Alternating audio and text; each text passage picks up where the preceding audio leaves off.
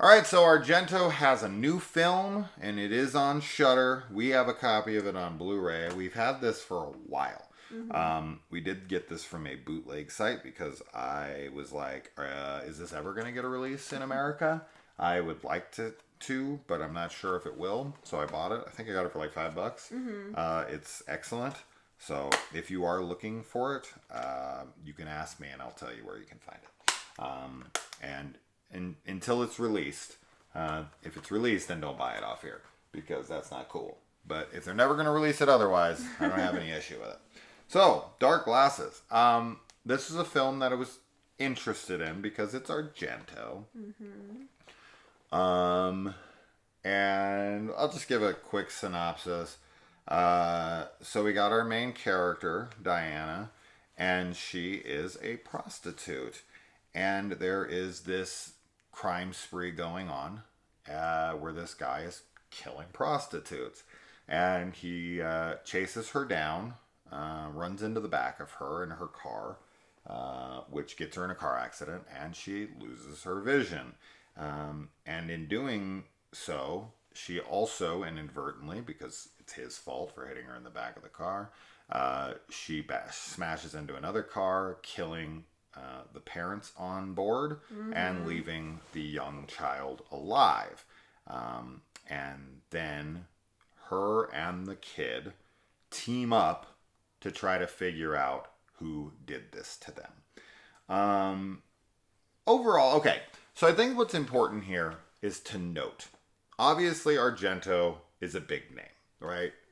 In Italian cinema for sure. Some Americans are not uber familiar with his work. Some never tip their toes into Italian, and the ones who do typically are only going to see something like Suspiria, and they're not going to really delve into Deep Red or The Bird with the Crystal Plumage or, Four Flies on Grey Velvet or any of those movies, Tenebrae. So for people who do to really respect Argento's older work, who are big fans of Inferno or whatever, they know what happened to Argento's career, in the later stages. And there's some varying opinions, but I think we can all agree that it declined. You can like films that he made later on, right? There's nothing wrong with that. If you're a fan of Giallo or The Card Player or any of those movies, fine. I'm not a fan. I think there's some things that are interesting.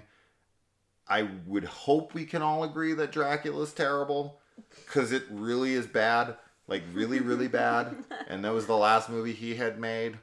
Although he did make some really good Master of Horror episodes, like Jennifer. So he did have a little gas left in the tank with those, but Dracula, holy shit. I think I've seen every film he's ever made. I'm pretty sure I have. I think I own every film he's ever made, so I'm pretty sure I've seen every movie he's ever made. But his later stage was bad, right? And so we were just kind of watching this going like, please don't be Dracula bad. Just please don't be Dracula bad. That's all I'm asking. Yeah. And it's definitely not Dracula bad by any means. This is easily the best film, to me, that he's made since Sleepless. And I want to say Sleepless came out in 2001, if I remember correctly. So about 21 years ago. And he's maybe 5 films since. This is not as good as Sleepless. It's a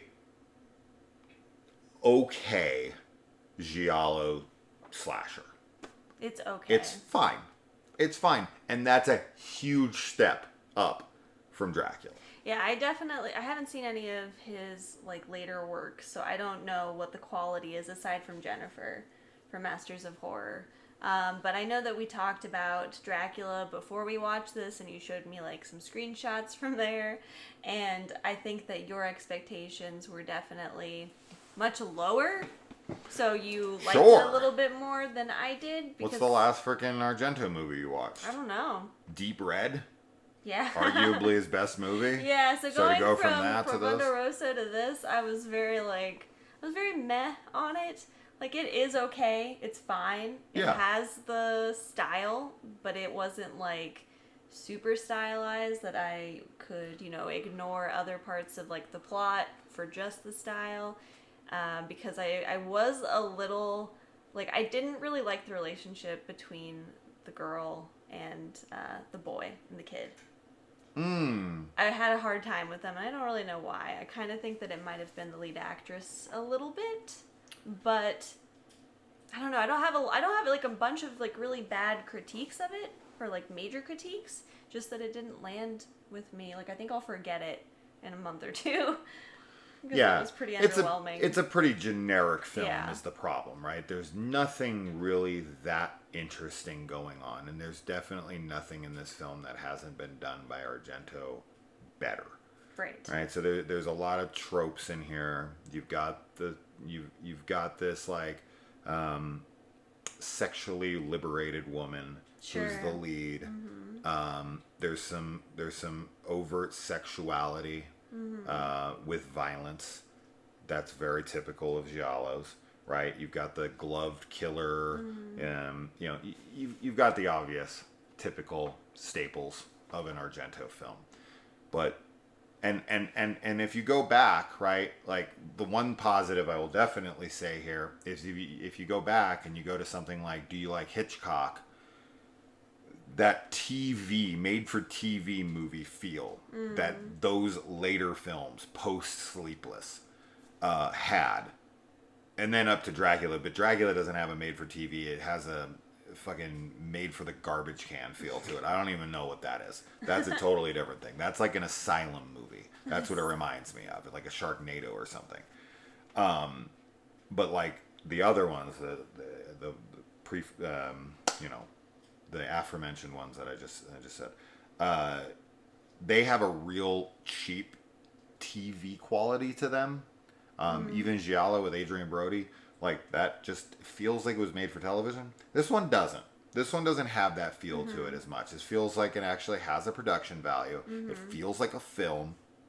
It's just a generic film. Very generic. It feels like somebody who's imitating Argento, who really liked his style, and just isn't very good at imitating it, but like was mildly successful at doing it. Was like, okay. And he uses, of course, Asha Argento, his daughter, who is near unrecognizable in this movie. She's had a decent amount of like Botox and whatnot done. And I had a hard time telling. Like, I immediately was like, oh, there she is. And then I stepped back and was like, is that her? Wait, hold on. And I had to keep looking. I finally had to go to IMDb and look at the name and be like, yeah, Rita. Okay, this is her. So yeah, that's right. Rita, isn't that her name? Yeah. Yeah, Rita. I don't know.